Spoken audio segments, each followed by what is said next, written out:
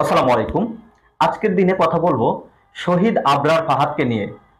যে শহীদ আবরার ফাহাদকে ছাত্রলীগের গুন্ডারা বুয়েটে রাত ভর নির্যাতন করে হত্যা করেছিল। আজকে 7ই অক্টোবর তার মৃত্যুবার্ষিকী এবং 6ই অক্টোবর দিবাগত রাতে 7ই অক্টোবর এই আবরার ফাহাদকে নির্মমভাবে হত্যা করা হয়েছিল এবং তাদের যে রক্ষক, তাদের যে রক্ষাকর্তা ভারত, সেই ভারতের সাথে তৎকালীন ফ্যাসিস্ট শেখ হাসিনা অসম কিছু চুক্তি করেছিল এবং সেই চুক্তির বিরুদ্ধে কথা বলার কারণে আবরার ফাহাদকে হত্যা করা হয়েছিল। সংগ্রামী ভাইরা, শেখ হাসিনার শাসন আমলে সবচেয়ে ভীতিকর দিক হচ্ছে আওয়ামী লীগের বিরুদ্ধে কিছু কথা বললে হয়তো জেল জরিমানা করা হতো, কিন্তু ভারতের বিরুদ্ধে কথা বললে তাকে হত্যা করা হতো। আপনারা জানেন এই যে যে আবরার ফাহাদ কি বলেছিল, আমাদের দেশের স্বার্থেই তো কথা বলেছিল।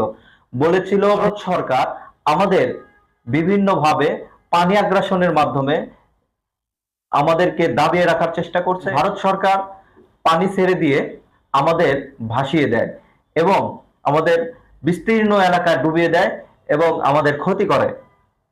অপরপক্ষে যখন শুকনা মৌসুম, তখন তারা পানি না দিয়ে আমাদের খরা তৈরি করে রংপুর সহ বিভিন্ন অঞ্চলে, তিস্তা অঞ্চলে আমরা জানি খরা তৈরি করে বিভিন্ন ফসলের ক্ষতি করে এবং মানুষকে পানির কষ্টে মারে।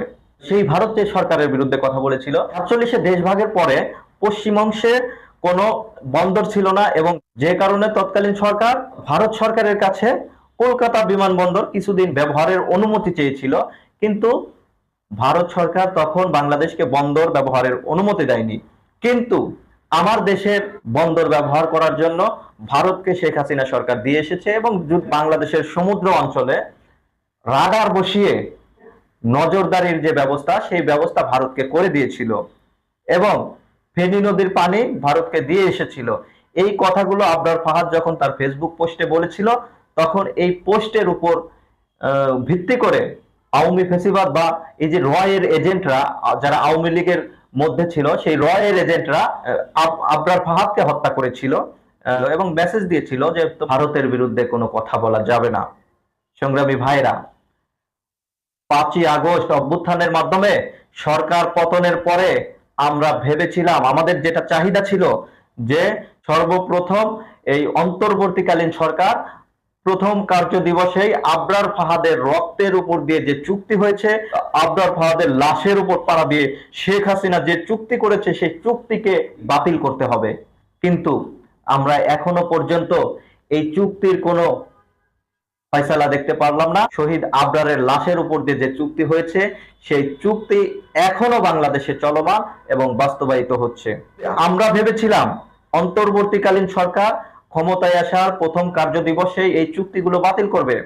আমাদের স্পষ্ট দাবি, আবরার ফাহাদের রক্তের উপর দিয়ে যে চুক্তি হয়েছে, সেই চুক্তি যদি বাংলাদেশের জন্য মঙ্গলজনক হয়, সেই চুক্তি বাংলাদেশে আমরা মানি না।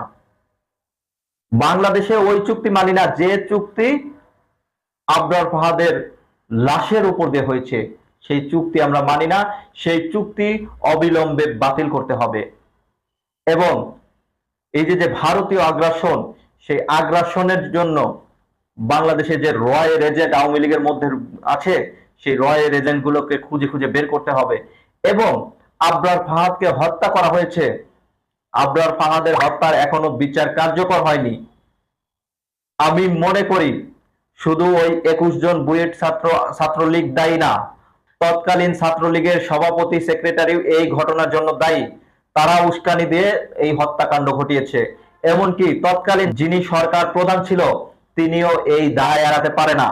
আপনারা জানেন সাবেক প্রধানমন্ত্রী খালেদা জিয়াকে কুমিল্লার একটা মামলা দেওয়া হয়েছিল। সেই মামলাটা কি?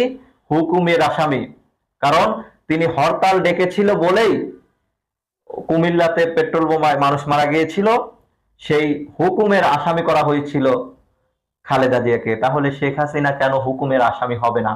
আমি বলতে চাই, শেখ হাসিনাকেও আসামি করতে হবে এবং আওয়ামী লীগের যে পান্ডারা তৎকালীন আবরার ফাহাদকে শিবির ট্যাগ দিয়ে বিতর্কিত করতে চেয়েছিল, শিবির করলেই তাকে হত্যা করা যায় এরকম একটা ট্যাগিং এর রাজনীতি তারা তৈরি করেছিল, সেই রাজনীতি বাংলাদেশে বন্ধ হয়েছে এবং বন্ধ করতে হবে।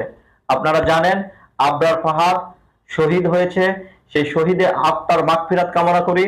সেই শহীদী আত্মা তখনই শান্তি পাবে যখন বাংলাদেশে এই যে অসম চুক্তি, এই চুক্তিগুলো বাতিল হবে। তাই আমি জোর দাবি জানাচ্ছি যাতে আবরার ফাহাদের লাশের উপর দিয়ে যে চুক্তি হয়েছে সেই চুক্তি অবিলম্বে বাতিল করতে হবে। ভালো থাকবেন সবাই। আসসালামু আলাইকুম।